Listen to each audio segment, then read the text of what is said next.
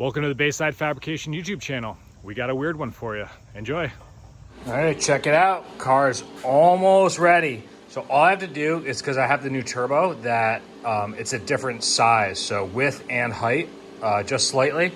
So I had to redo the up pipe for my main exhaust, and that's what we have here. So this outlet is 3-inch. My exhaust previously was 3.5, so I just bought this adapter flange, whatever you want to call it. And now it's all tacked together and we're welding it up. Now, you can see that I have the turbine housing off because when I weld this, we do not want this V-band to warp at all. So it wasn't a pain in the ass, but, it's a little extra work to pull this housing off, but that's gotta give us a nice tight seal.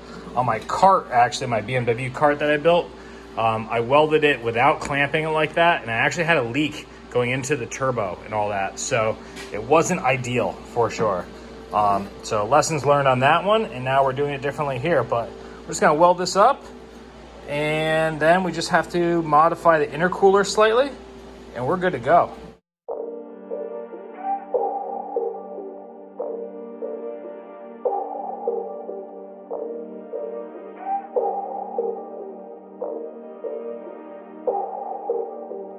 Guys, next piece of the puzzle. The exhaust is finished up, ready to rock and roll, and we have to just deal with the intercooler now. Let me show you what's going on. As you can see, our intercooler does not line up to the Diagnosing turbocharger compressor.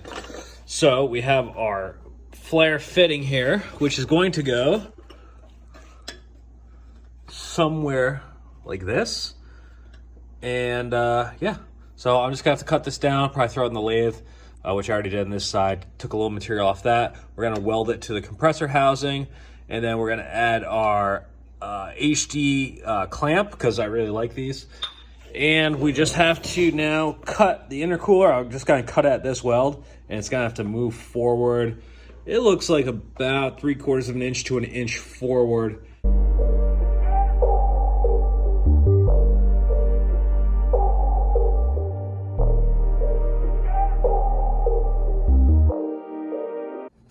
So I have everything finished. I got the exhaust all squared away. I got our intercooler pipe all fabbed up. And the only thing we have to do now is put coolant in it, but I'm just gonna wait on that for 1 second. I'm gonna prime the system and check for fuel leaks, and then we're going to crank it over, get about, I don't know, it usually runs like 8 to 10 PSI of oil pressure on the starter motor. So once we see oil pressure, then we'll plug in our injectors and our coils. And we do that, we leave them disconnected because we don't want, I guess the spark really doesn't matter, but we really don't want fuel going into the motor and hydrolocking it without it firing. So yeah, we're just gonna do that now.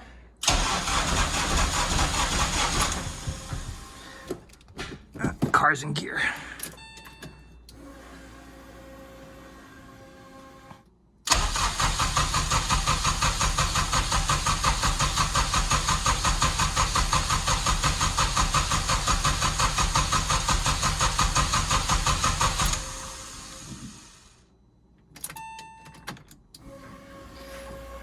Now, from my experience, this takes a few times, especially with a bone dry motor. So we'll just give it a few more cranks.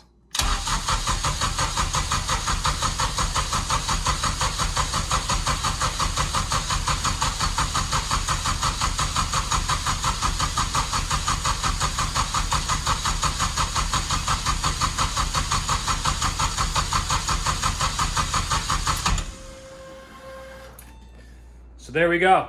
Okay, so now the oil is primed.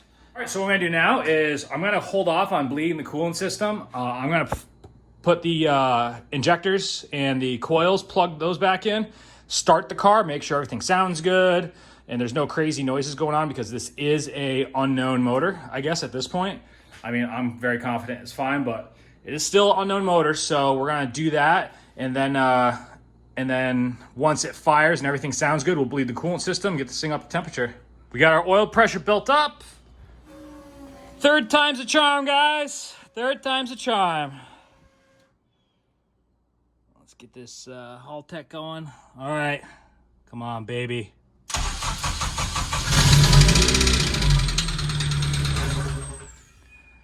That was major knocking.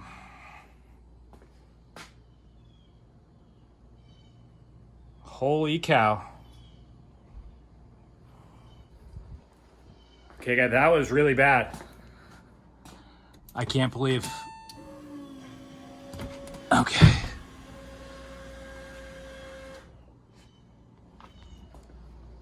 I got plenty of oil. Oh my God, that sounded bad.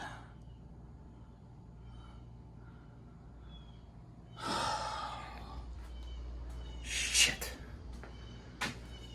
All right, let's, I'm just gonna pull the injectors off and I'm gonna reprime it, but that sounded very bad. All right, guys, I'm gonna hit the starter again. Maybe I just didn't have enough prime in it. I'm really hoping that was it because that sounded really bad. So I just disconnected the fuel injectors.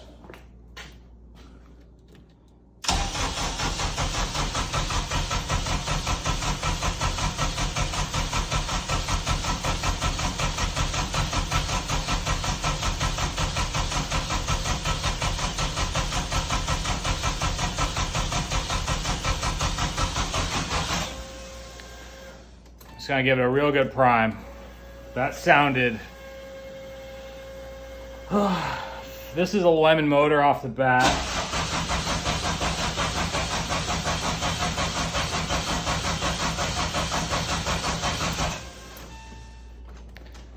This is a lemon motor off the bat. I don't even know what I'm gonna say right now. Oh man. All right, let's plug these injectors back in. I'm gonna double check the oil. I know there's tons of oil in it. There's 5.5 quarts of oil in here. The only thing that's not in it is coolant, but that's got nothing to do with that noise. All right, I called my buddy Neil, who's gonna be tuning this car, and he told me to fire it back up, let it run for 10 seconds, and see if it goes away, see what's up, and then we'll address it from there, pull the oil out and all that stuff. So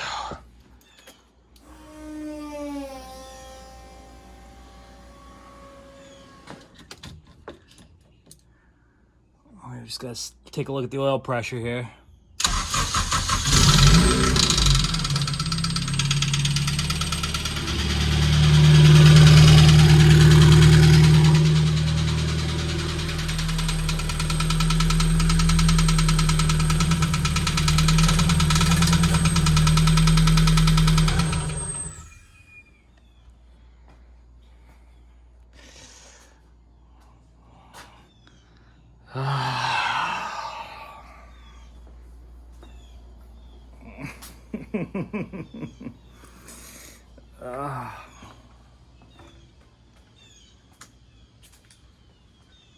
It's not good, guys.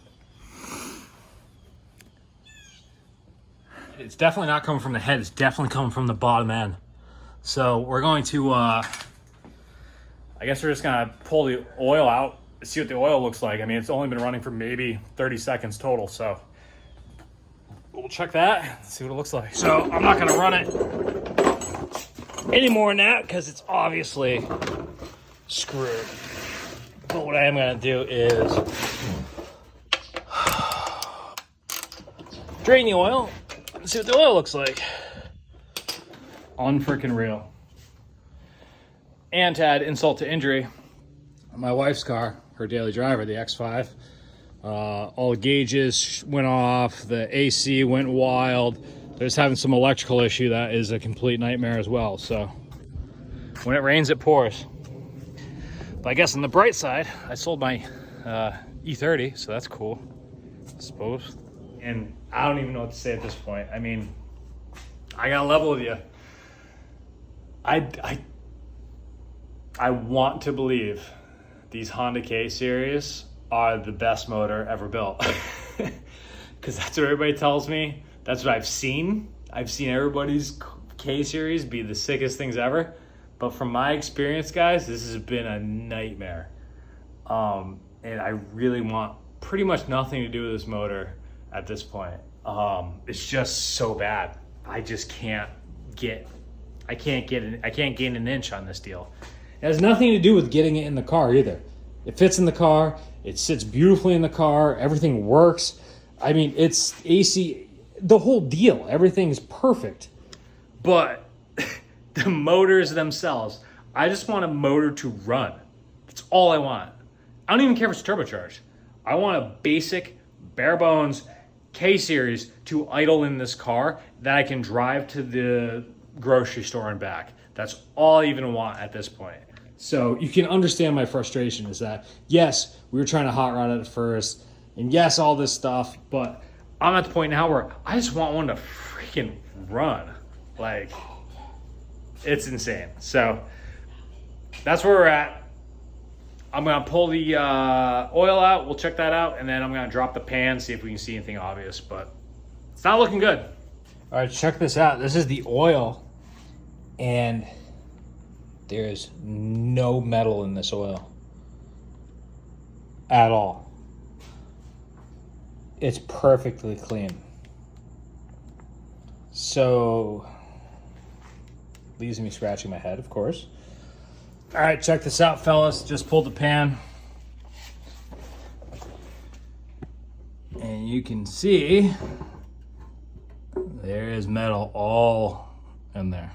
So here it is, guys. This looked fine. I'm sure if I cut open the oil filter, that'd be a different story. But look, see all that metal? That was within the first 30 seconds of it just idling. Not even 1,000 RPM. Maybe 1,000 RPM.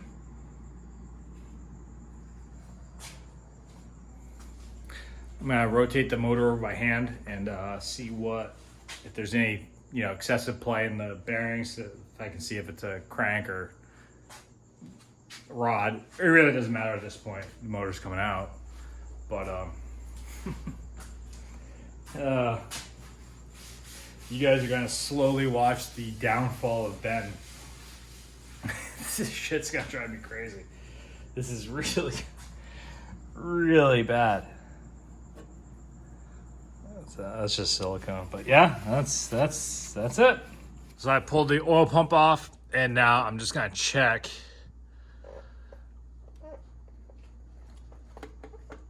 the number one rod bearing.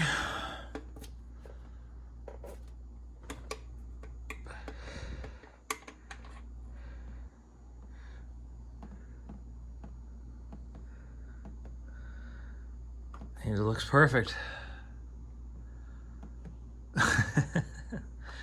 What is going on here, guys?